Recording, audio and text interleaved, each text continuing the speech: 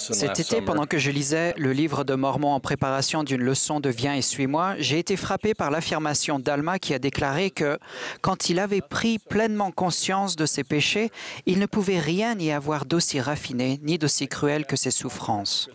J'avoue que la notion de souffrance raffinée a particulièrement attiré mon attention du fait que cette semaine-là, je menais un combat contre un calcul rénal de 7 mm. L'ironie est qu'une chose aussi petite et simple ait eu le pouvoir de produire d'aussi grandes souffrances. Le langage d'Alma m'a frappé également parce que l'adjectif raffiné dans la traduction du livre de Mormon en anglais décrit généralement des choses d'une beauté exceptionnelle ou d'une magnificence sans précédent. Par exemple, Joseph Smith a mentionné que l'ange Moroni portait une tunique de la blancheur la plus raffinée, une blancheur qui surpassait tout ce qu'il avait jamais vu de terrestre. Néanmoins, le terme raffiné peut aussi évoquer une intensité extrême, même dans les choses horribles. Ainsi, Alma et les meilleurs dictionnaires associent une douleur raffinée au fait d'être tourmenté, tenaillé et déchiré de manière extrêmement vive. Le langage imagé d'Alma exprime la dure réalité qu'à un moment ou à un autre, il faut que nous endurions la pleine et atroce culpabilité de chaque péché que nous commettons. La justice l'exige et Dieu lui-même ne peut rien y changer. Lorsqu'Alma s'est souvenu de tous ses péchés, surtout de ceux qui avaient détruit la foi d'autres personnes, sa douleur était pratiquement insupportable, et l'idée de se tenir devant Dieu le remplissait d'une horreur inexprimable. Il aspirait à être anéanti corps et âme. Cependant, il a dit que tout a commencé à changer au moment où son esprit s'est emparé de la prophétie de la venue d'un certain Jésus-Christ pour expier les péchés du monde, et où il s'est écrié au-dedans de son cœur, « Ô Jésus, Fils de Dieu, sois miséricordieux envers moi. » À cette seule pensée et cette seule supplique, il a été rempli d'une joie aussi extrême que l'avait été sa souffrance. Nous ne devons jamais oublier que l'objectif même du repentir est de prendre la détresse certaine et de la transformer en pur bonheur. Grâce à la bonté directe du Sauveur, dès l'instant où nous allons au Christ, en prouvant notre foi en lui et un véritable changement de cœur, le poids écrasant de nos péchés commence à se déplacer de notre dos au sien. Cela n'est possible que parce que lui, qui est sans péché, a subi l'angoisse infinie et indescriptible de chaque péché dans l'univers de ses créations pour toutes ses créations. Des souffrances tellement atroces que du sang a coulé de chacun de ses pores.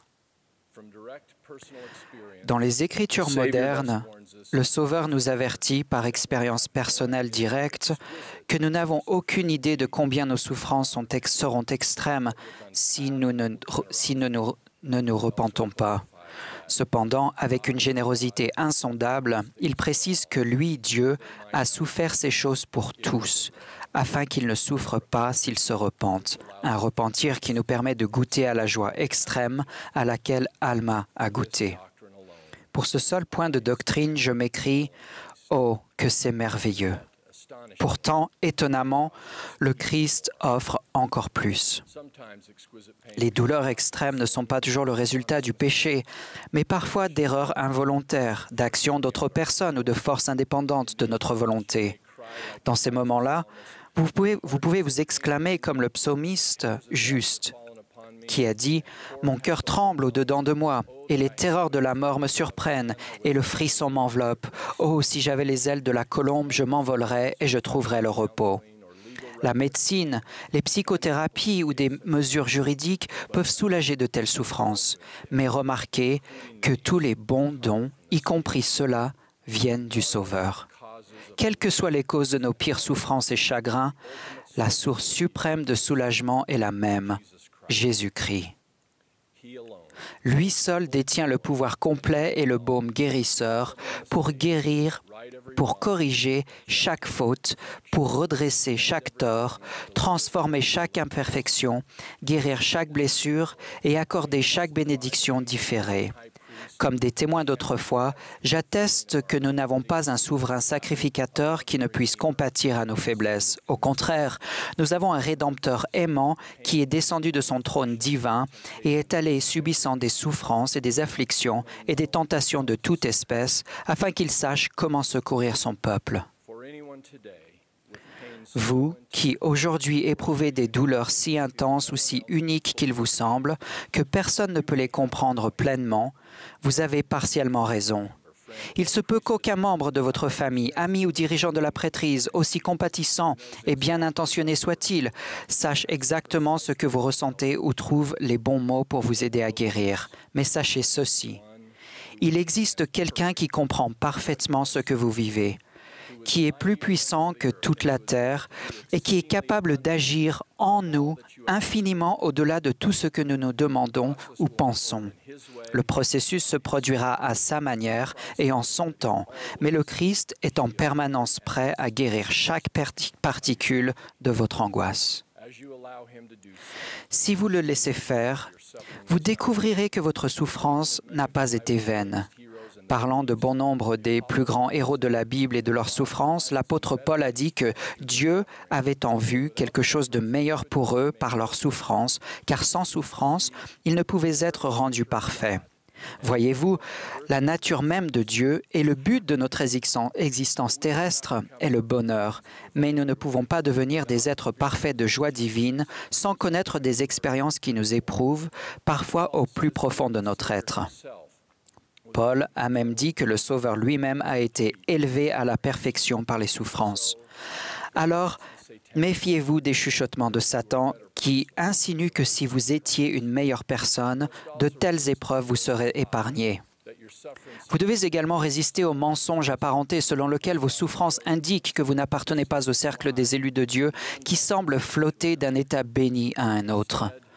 Au lieu de cela, considérez-vous comme faisant partie, sans nul doute, des personnes que Jean le Révélateur a vues dans sa majestueuse révélation des derniers jours. Car Jean a vu une grande foule que personne ne pouvait compter, de toute nation, de toute tribu, de tout peuple et de toute langue, qui se tenaient devant le trône et devant l'agneau, revêtus de robes blanches, qui criaient d'une voix forte en disant « Le salut est à notre Dieu ». À la question « Ceux qui sont revêtus de robes blanches, qui sont-ils et d'où sont-ils venus ?» Jean a répondu « Ce sont ceux qui viennent de la grande tribulation.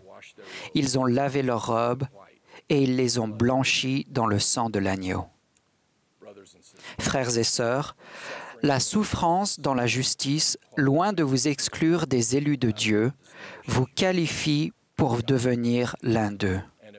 Ainsi, les promesses qui leur sont faites deviennent les vôtres. Comme Jean le déclare, « Vous n'aurez plus faim, vous n'aurez plus soif, et le soleil ne vous frappera point, ni aucune chaleur. Car l'agneau est au milieu du trône, qui est au milieu du trône vous paîtra et vous conduira aux sources des eaux de la vie, et Dieu essuiera toute larme de vos yeux. La mort ne sera plus, et il n'y aura plus ni deuil, ni cri, ni douleur. »